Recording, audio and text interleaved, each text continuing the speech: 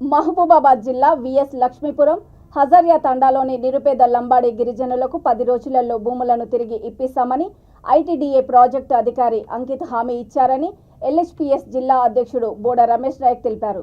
VS Lakshmipuram revenue గ్రామ పంచాయతీ పరిధిలో survey number 260-345/7లలో 9 ఎకరాల 22 గుంటల భూమిని కొనుగోలు చేసి నిరుపేద గిరిజన లంబాడి కుటుంబాలకు 2008లో ఐటీడీఏ అధికారులు ఇప్పించిన విషయాన్ని పీఓ దృష్టికి తీసుకువెళ్లినట్లు తెలిపారు. లంబాడి గిరిజనులకు చెందాల్సిన భూమిని తిరిగి ఇప్పించి న్యాయం చేయాలని ఈ మేరకు వినతి పత్రం అందజేశామని తెలిపారు. దీనిపై స్పందించిన పీఓ గిరిజనుల భూమిని కబ్జాలో ఉంచుకున్న వారిపై చట్టపరమైన చర్యలు తీసుకుంటామని హామీ ఇచ్చారని తెలిపారు.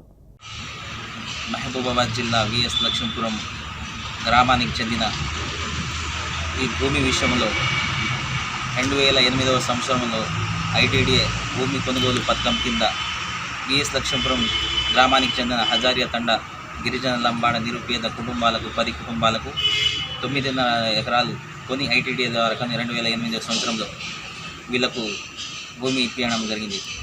కానీ భూమి అమ్మిన ఒక రైతు, యాదవ కుటుంబానికి చెందిన ఒక రైతు ఆ భూమిని ఈ రైతులకు హ్యాండ్ ఓవర్ చేయకుండా కేవలం 6 పట్టాలో వాళ్ళ పేరు మీద పట్టాలు కంటిన్యూ చేసుకొని వీళ్లకు భూమి రాకుండా ఈరోజు అదే భూమిని 25 లక్షల ఎకరాల చొప్పున వేరే వాళ్ళకు అమ్ముకోవడం జరిగింది.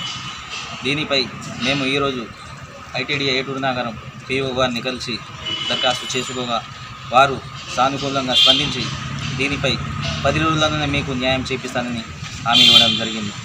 గత 2008వ సంవత్సరంలో ఎకరానికి 60,000 చొప్పున కొన్న ఐటీడీఏ ఈరోజు వాళ్ళ బాధితులు ల్యాండ్ ఇప్పియకుండా అదే భూమిని 25 లక్షలకు బయట వేరే వాళ్ళకు అమ్ముకోవడం జరిగింది.